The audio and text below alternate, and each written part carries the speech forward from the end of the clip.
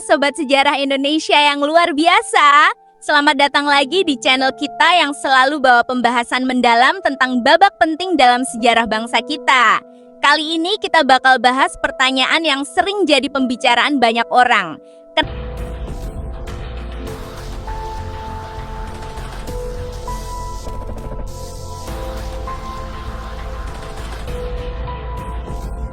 Oke sobat, sebelum kita masuk ke alasan mengapa Bung Karno tidak melawan, kita perlu ngerti dulu bagaimana proses transisi kekuasaan tersebut berlangsung. Ini bukan sesuatu yang terjadi secara tiba-tiba loh, tapi proses yang bertahap selama beberapa bulan, bahkan hampir setahun. Setelah peristiwa gerakan 30 September tahun 1965, situasi politik Indonesia menjadi sangat tegang. Meskipun Bung Karno masih menjabat sebagai presiden, namun kekuasaan sebenarnya mulai secara bertahap bergeser ke tangan Soeharto untuk menangani keamanan negara dan memulihkan ketertiban. Beberapa tahapan penting dalam proses ini, Maret tahun 1966 terjadi peristiwa yang dikenal sebagai Super Semar, di mana Bung Karno memberikan wewenang khusus kepada Soeharto untuk menangani keamanan negara dan memulihkan ketertiban. Akhir 1966 hingga awal 1967, tekanan politik dari berbagai pihak semakin meningkat dengan demonstrasi-demonstrasi yang menuntut Bung Karno untuk mundur dari jabatan presiden. 12 Maret tahun 1967, MPRS secara resmi mencabut kekuasaan Bung Karno dan menetapkan Soeharto sebagai presiden sebelumnya.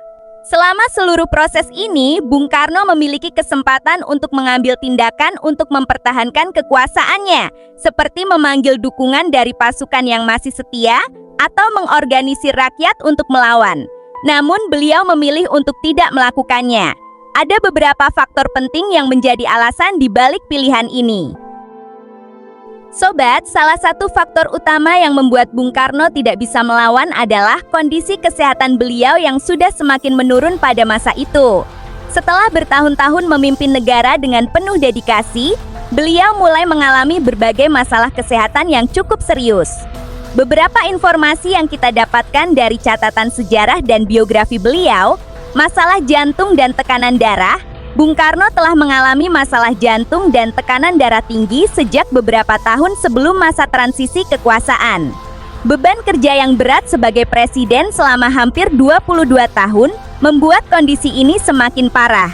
Kelelahan fisik dan mental, mengurus berbagai masalah negara yang kompleks, mulai dari konflik politik, kesusahan ekonomi, hingga peristiwa G30S, membuat beliau sangat lelah secara fisik dan mental.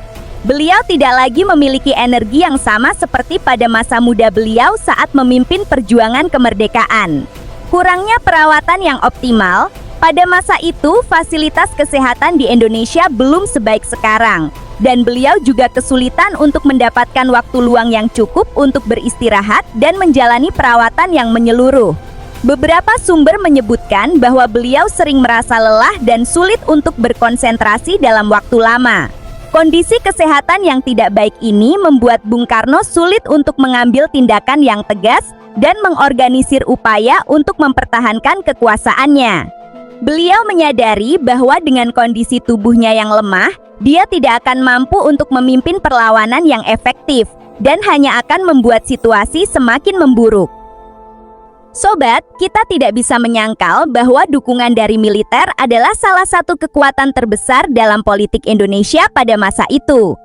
Pada masa awal kemerdekaan, Bung Karno memiliki dukungan yang sangat kuat dari kalangan militer. Banyak perwira dan prajurit yang sangat mencintai dan menghormatinya sebagai pemimpin bangsa. Namun, setelah peristiwa G30S, situasi mulai berubah.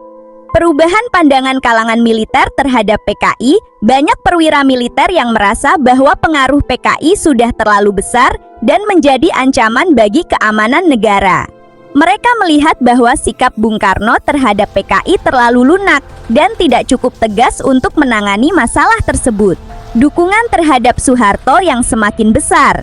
Soeharto yang pada saat itu menjabat sebagai Panglima Kopkamtib berhasil menunjukkan kemampuannya dalam menstabilkan kondisi negara pasca G30S. Banyak perwira militer melihatnya sebagai sosok yang mampu membawa stabilitas dan keamanan bagi negara. Kesulitan Bung Karno untuk menggerakkan pasukan setia.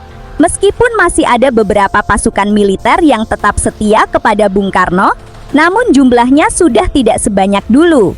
Beliau juga khawatir bahwa jika dia memanggil mereka untuk melawan, hal itu akan menyebabkan perpecahan dalam tubuh militer dan bahkan bisa berujung pada perang saudara di antara prajurit Indonesia sendiri. Bung Karno sangat menyadari bahwa militer adalah tulang punggung kekuasaan negara, dan jika dukungan mereka sudah bergeser, maka akan sangat sulit untuk mempertahankan kekuasaan dengan cara apapun. Lebih dari itu, beliau tidak mau melihat rakyat Indonesia saling berperang satu sama lain karena masalah kekuasaan. Sobat, ini adalah faktor yang paling penting dan menjadi dasar dari keputusan Bung Karno untuk tidak melawan, yaitu beliau selalu mengutamakan keselamatan dan kebaikan rakyat Indonesia di atas segalanya. Beberapa hal yang menjadi pertimbangan beliau: takut akan perang saudara yang lebih besar. Bung Karno khawatir bahwa jika dia memutuskan untuk melawan, hal itu akan menyebabkan konflik bersenjata yang lebih besar di dalam negeri. Beliau telah melihat betapa menyakitkannya perang selama perjuangan kemerdekaan, dan tidak mau melihat rakyat Indonesia harus mengalami penderitaan yang sama lagi karena perebutan kekuasaan. Khawatir kondisi ekonomi akan semakin parah. Pada masa itu, ekonomi Indonesia sudah dalam kondisi yang sangat sulit. Beliau khawatir bahwa perang saudara akan membuat situasi ekonomi semakin memburuk dan rakyat jelata akan menjadi korban yang paling besar. Ingin menjaga persatuan bangsa. Bung Karno selalu menganggap bahwa persatuan adalah harta paling berharga bagi bangsa Indonesia. Beliau tidak mau melihat bangsa yang sudah dia susun dengan susah payah menjadi terpecah belah karena pertikaian kekuasaan. Lebih baik beliau mengorbankan kekuasaannya sendiri daripada melihat bangsa terpecah belah. Berharap Soeharto akan tetap menjalankan semangat kemerdekaan meskipun beliau tidak sepakat dengan beberapa kebijakan Soeharto, namun Bung Karno masih memiliki harapan bahwa Soeharto akan tetap menjaga nilai-nilai kemerdekaan dan memimpin Indonesia untuk menjadi negara yang lebih baik. Beliau berharap bahwa kepemimpinan baru akan mampu membawa kemakmuran bagi rakyat. Keputusan untuk tidak melawan adalah pilihan yang sangat berat bagi beliau, tapi beliau lakukan dengan penuh pengorbanan demi kepentingan bangsa yang lebih besar. Sobat, untuk memahami keputusan Bung Karno, kita juga perlu melihat bagaimana beliau memandang peran seorang pemimpin dan masa depan negara Indonesia. Pertama, pemimpin harus siap mengorbankan diri untuk bangsa. Bagi Bung Karno, menjadi pemimpin bukanlah tentang memegang kekuasaan selamanya, tapi tentang siap memberikan yang terbaik bagi bangsa dan siap mengorbankan diri jika itu diperlukan. Beliau merasa bahwa saat itu adalah waktunya untuk menjerahkan kekuasaan kepada generasi baru yang mungkin lebih mampu membawa negara maju. Kedua, fokus pada warisan kemerdekaan. Bung Karno lebih peduli untuk menjaga warisan kemerdekaan yang telah dirintisnya daripada mempertahankan kekuasaan pribadi. Beliau ingin pastikan bahwa Indonesia tetap menjadi negara merdeka dan berdaulat, tanpa peduli siapa yang memimpinnya. Ketiga, berharap rakyat akan tetap menjaga nilai-nilai kemerdekaan. Beliau percaya bahwa rakyat Indonesia adalah pemilik sebenarnya dari negara ini, dan mereka akan selalu mampu untuk menjaga nilai-nilai luhur kemerdekaan yang telah dirintis. Meskipun dia tidak lagi memimpin, beliau yakin bahwa semangat perjuangan akan tetap hidup dalam hati rakyat. Keempat, ingin meninggalkan warisan yang positif. Bung Karno ingin dikenang sebagai pemimpin yang selalu mengutamakan kepentingan bangsa, bukan sebagai pemimpin yang rela melakukan apapun untuk mempertahankan kekuasaan. Dia ingin meninggalkan nama baik yang bersih dan menjadi contoh bagi para pemimpin masa depan. Selain itu, beliau juga menyadari bahwa sejarah akan menilai kepemimpinannya dengan objektivitas. Beliau yakin bahwa kontribusi yang telah diberikan bagi bangsa akan dikenang dan dihargai oleh generasi mendatang. Bahkan jika pada masa itu, beliau harus mengalami masa-masa sulit. Sobat, keputusan Bung Karno untuk tidak melawan memiliki dampak yang sangat besar bagi perkembangan Indonesia. Pertama, terhindarnya perang saudara yang lebih besar. Dengan pilihan beliau untuk tidak melawan, Indonesia berhasil menghindari konflik bersenjata yang lebih besar, yang bisa menyebabkan kerusakan yang lebih parah bagi negara dan rakyat. Ini memberikan kesempatan bagi negara untuk fokus pada pembangunan dan pemulihan ekonomi. Kedua, transisi kekuasaan yang relatif damai. Meskipun proses transisi tidak selalu mudah dan ada berbagai masalah yang muncul, namun secara keseluruhan, prosesnya berlangsung dengan relatif damai, tanpa ada pertumpahan darah yang besar.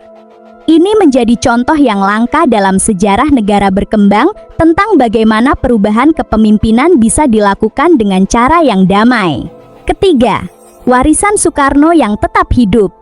Keputusan beliau untuk tidak melawan justru semakin memperkuat citra beliau sebagai pemimpin yang besar dan pengorbanan yang tinggi bagi bangsa. Nilai-nilai yang beliau usung seperti persatuan, kemerdekaan, dan cinta tanah air tetap menjadi bagian penting dari identitas bangsa Indonesia hingga sekarang. Keempat, pelajaran bagi pemimpin masa depan.